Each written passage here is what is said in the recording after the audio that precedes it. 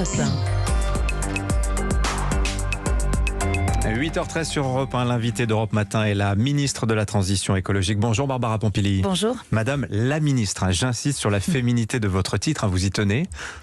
Oui, j'y tiens, non, puis il n'y a pas de petit combat. Dans ce genre de domaine. Et ce qu'il faut simplement, c'est un peu de respect, et respecter l'autre et respecter la manière dont il souhaite être appelé. Je fais allusion à une petite passe d'armes qui vous a opposé au député LR Julien Aubert, qui vous appelait Madame le ministre, à quoi vous lui répondiez Monsieur la rapporteure. Dans le but quel était le but en fait? C'était de le provoquer sur ce terrain-là? Il est très habitué de ce genre de petites sorties. Il sait qu'un certain nombre d'usages ont évolué, que la féminisation des noms, c'est aussi une avancée dans le combat féministe. Et donc, il le fait exprès. Donc, moi, j'ai voulu lui renvoyer l'appareil en lui disant, écoutez, je pense que le respect, c'est de chaque côté et que quand on vous demande quelque chose, la moindre des choses, c'est de respecter la volonté de la personne qui est en face de vous.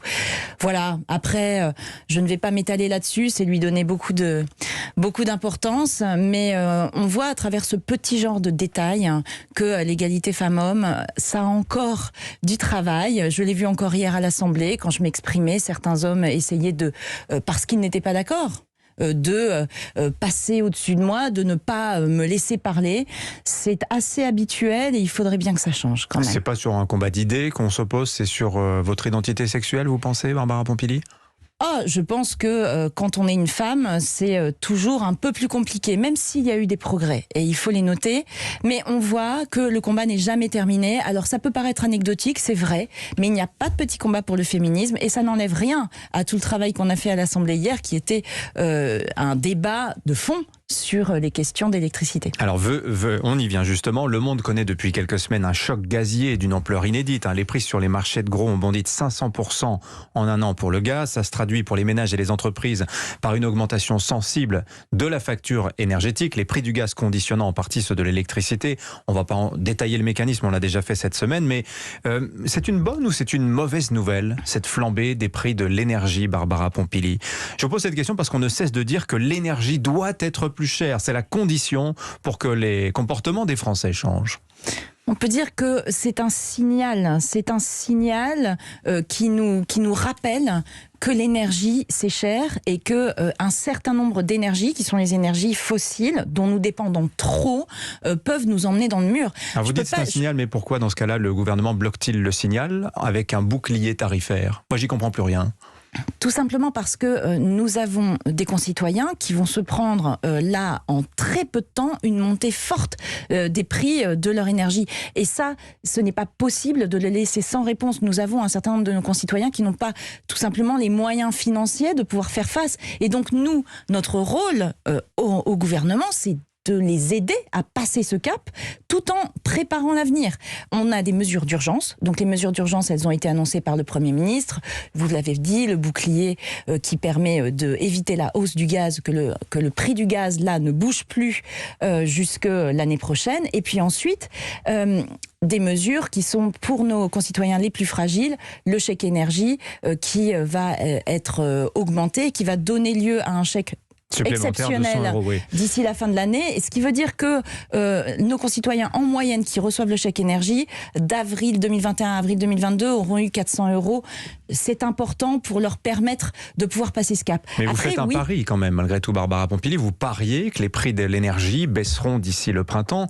Rien ne nous le dit. Rien ne nous assure que le prix du gaz baissera en mars-avril, comme vous le souhaitez. Ce sont des projections que nous avons et a priori, elles sont plutôt fiables, même si évidemment, on va regarder au fur et à mesure. Mais de toute façon, on ne laissera pas nos concitoyens gérer seuls cette crise. On est tous ensemble, on doit tous être dans le même bateau. Par contre, cette crise, elle montre qu'au niveau européen, nous sommes encore trop dépendants du gaz et trop dépendants des énergies fossiles. C'est 20% du mix énergétique français. 15%, pardon. C'est 15% du mix d'énergie primaire. Pas tant que ça, finalement. On va dire ça. Oui, mais nous sommes dans un marché... Non, on dit pas ça, ce sont les chiffres, nous sommes dans un marché de l'ADEME. interconnecté. Nous sommes dans un marché interconnecté. Ce marché, il ne faut pas jeter le bébé avec l'eau du bain, c'est un marché qui nous protège la plupart du temps et qui nous permet de pouvoir avoir de l'électricité, de pouvoir faire des échanges avec les pays voisins et de gérer les prix. C'est une bonne chose en général, mais quand il y a une crise, on voit que là, le marché n'est plus complètement adapté. On paye aujourd'hui le mégawattheure de nucléaire français qui est moins cher que celui qu'on produit ailleurs en fonction du prix produit par la dernière centrale gazière en Allemagne alimentée par ce gaz que l'on paye une fortune. C'est quand même pour un Français totalement aberrant comme système, Barbara Pompili. Oui, non mais qu'est-ce qu'on fait dans ce cas-là très concrètement? On voit les limites de ce système et je rappelle que ce système nous permet d'avoir de l'électricité tout le temps, notamment pendant la pointe. Je rappelle que 40 jours par an, nous importons, nous sommes importateurs nets d'électricité en France et que le marché nous permet de réguler tout cela. Donc attention de ne pas partir dans des idées un peu simplistes sur la question. Maintenant, oui, ce système qui est fondé sur en fait la dernière unité produite est un système qui nous désavantage en cas de crise et c'est pourquoi nous sommes en train de travailler avec l'Union européenne pour revoir ce système qui, on le voit, a montré ses limites. Mais au-delà de ça, ça veut dire que nous avons encore globalement une électricité trop carbonée et puis une trop grande dépendance aux énergies fossiles. C'est pour ça que nous travaillons au niveau européen pour baisser cette dépendance aux énergies fossiles et c'est ça la solution importante pour nos concitoyens. Il faut que nous baissions notre dépendance aux fossiles. Je suis d'accord avec vous sur cette nécessité pour le réchauffement climatique, mais dans ce cas-là, vers quelle solution va-t-on? Est-ce que ça passera par le nucléaire? Il se trouve que le président de la République doit présenter mardi prochain le fameux plan d'investissement qui a été annoncé cet été. Le chef de l'État s'apprêterait, comme le révélait Europe 1 en début de semaine, à annoncer le développement d'une filière SMR, des petits réacteurs nucléaires modulaires, dont il avait déjà parlé au début de l'année au Creusot. Est-ce que d'abord vous confirmez cette information? La France s'apprête-t-elle à inaugurer une filière SMR? Alors d'abord, je ne vais pas vous faire d'annonce à la place du président de la République. Je m'en doute. Ça ne se fait pas. Concernant la question des SMR, je rappelle que dans le plan de relance, nous avons déjà des investissements qui sont prévus pour développer ce genre de filière. Maintenant, je crois qu'on prend le sujet à l'envers, excusez-moi, sur cette question d'électricité et d'énergie. On pense à quels moyens, nucléaire, renouvelable, etc., sans voir d'abord pourquoi on fait ça. Moi, je rappelle que je suis ministre de l'énergie. Mon rôle à moi, c'est de baisser nos émissions de gaz à effet de serre parce que nous devons tenir les engagements de l'accord de Paris. Et parce que notre consommation d'électricité va fortement progresser aussi. Et de l'autre côté, faire en sorte que, effectivement, dans les années à venir, nous puissions avoir assez d'électricité pour faire face à la demande. Pour cela, baisser nos émissions de gaz à effet de serre, parce que contrairement à une idée reçue, nous dépendons encore beaucoup du pétrole.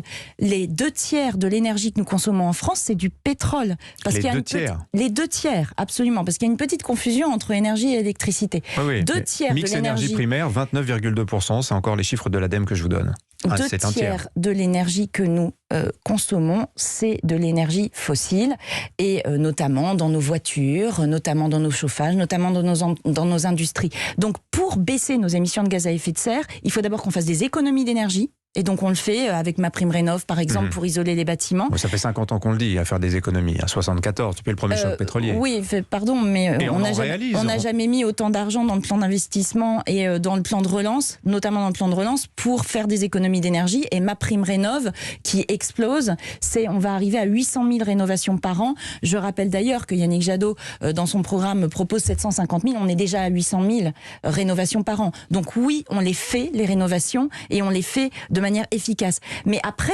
une fois qu'on a dit qu'on faisait des économies d'énergie, justement pour baisser nos émissions de gaz à effet de serre, il faut qu'on switch des usages pour les passer du pétrole à l'électricité. Donc on en revient qui est décarbonée, comme la voiture électrique par exemple. Et donc ça veut dire qu'on va avoir une très forte augmentation de la demande d'électricité. J'entends bien, mais comment 20% de demande. Non mais c'est énorme. C'est ça le sujet. Excusez-moi, mais moi je ne veux pas partir dans des débats qui ne sont pas responsables. Donc vous n'êtes pas décroissante. Vous n'êtes pas décroissante, Barbara Pompili. Ce que vous dites, vous acceptez cette idée qu'il faut accompagner une augmentation de la demande d'électricité. Précisément, comment fait-on? Vous soutenez l'idée des renouvelables, mais qu'est-ce que l'on fait? Je suis pragmatique. On ne peut pas être idéologue dans un sujet dont va dépendre la sécurité énergétique de notre pays. Donc moi, je ne suis pas idéologue. Nous avons besoin de faire face à une croissance de 20% d'électricité d'ici 2025, d'ici 15 ans, pour Mais faire je ne conteste pas ça.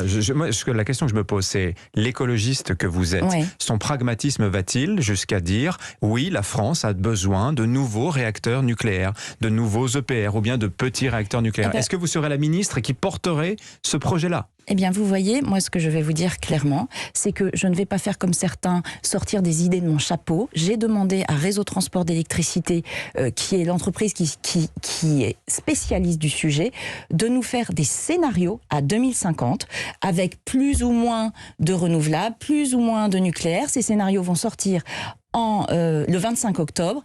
Là-dessus, on aura des options sur la table, avec combien ça coûte, avec quels sont les avantages et les inconvénients de telle ou telle technologie. Et là, on va enfin pouvoir discuter sur du sérieux et pas sur de la philosophie et sur des idées des uns des autres. Ce que je peux vous dire par contre, c'est que d'ici 15 ans, on n'a pas le temps de construire une centrale nucléaire. Donc d'ici 15 ans, on va avoir une très forte augmentation de l'électricité. Et pour répondre à cette forte demande d'électricité, il n'y a qu'une seule solution, à part évidemment utiliser du charbon, mais je crois que c'est pas le cas, c'est pas ce qu'on veut. C'est des renouvelables massivement. Et c'est pour ça que je mets en place là des mesures pour aider au développement de toutes les énergies renouvelables. Vite, on en a besoin. C'était très présent dans la loi résilience que vous avez portée, Barbara Pompili, cette idée de... En tout cas, essayer de désamorcer les conflits qui naissent autour des projets d'installation d'éoliennes. 9000 mâts installés à ce jour, c'est à peu près 8% de notre production électrique. Mais on le voit bien, les gens ne veulent pas d'un mât d'éolienne derrière chez eux. Les marins n'en veulent pas en mer au large de la Bretagne. Les gens, c'est-à-dire ? Eh ben les gens, c'est-à-dire une part significative de la population française. Je sais que c'est un sujet qui est une vraie fracture politique. Malgré tout, vous ne contestez pas que les Français, beaucoup de Français, ne veulent plus des éoliennes. Non, les gens, excusez-moi, ça aussi. On a un sondage qui est sorti hier, on a 73% de la population qui est favorable aux éoliennes. 73%. Près des 3/4. Il y en avait un autre qui disait 63% il y a une semaine, en baisse de 17% sur 2 ans. Oui, mais ça reste très majoritaire par rapport à d'autres types d'énergie. Donc, c'est pas pour ça qu'il ne faut pas voir qu'il peut y avoir des problèmes dans un certain nombre de territoires.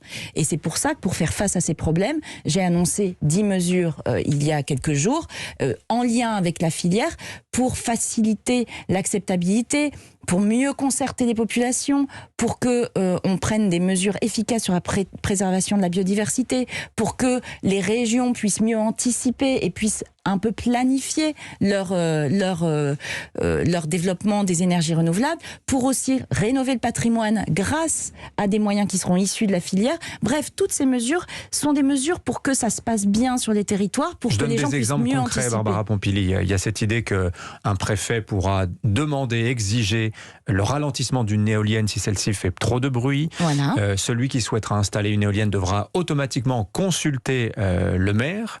Et finalement, et apporter des réponses à ces questions, surtout, parce que c'est surtout ça souvent le problème. Mais c'est un alourdissement administratif du processus qui est certes salutaire sur le plan démocratique, mais vous ne craignez pas que ça freine des projets d'installation d'éoliennes, certains se disant c'est beaucoup trop compliqué, et c'est la France dans toute sa splendeur, dans toute sa complexité administrative. Non, on a travaillé ces mesures avec la filière pour justement essayer de trouver le bon équilibre, et d'ailleurs je suis satisfaite de voir que certaines associations d'élus comme Amorce par exemple nous dit qu'on va dans la bonne direction.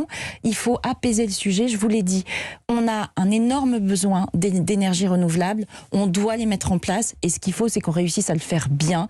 Moi, je crois qu'il faut du dialogue, il faut que les gens puissent se projeter. Moi, je viens de la Somme, je comprends le besoin de se dire, bon, attendez, on en est où? Est-ce que ça va s'arrêter? Est-ce que ça va continuer? Que tout le monde puisse s'y retrouver, puisse participer à la décision. J'ai mis en place des mesures pour cela, et je crois que c'est comme ça qu'on peut avancer. Moi, je suis la ministre de la responsabilité. Quand je vois certains, chacun dans leur ère, que ce soit Xavier Bertrand ou Yannick Jadot, qui sont dans l'irresponsabilité totale, ce sont des candidats du blackout, ces gens. Et face au blackout, il faut des gens responsables, et mon rôle, c'est de l'être. Si les scénarios de RTE mettent en avant l'efficacité, le coût attractif du nucléaire, je vous repose la question, Barbara Pompili, serez-vous la ministre qui soutiendrait le développement de nouveaux réacteurs nucléaires en France? Je serai la ministre qui soutiendra encore une fois, le pragmatisme et l'efficacité.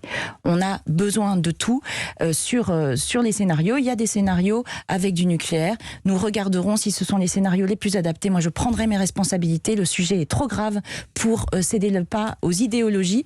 En revanche, toutes les énergies ont leurs avantages et les inconvénients. Le nucléaire aussi. Et je peux vous dire que la question des déchets et la question de la sûreté seront toujours regardées de très près en ce qui me concerne. Mais je sais que c'est toujours le cas. Nous avons pour le coup une très bonne agence de sûreté en France. Merci Barbara Pompili. La ministre de la Transition écologique était l'invitée d'Europe Matin. Merci à vous. Bonne journée.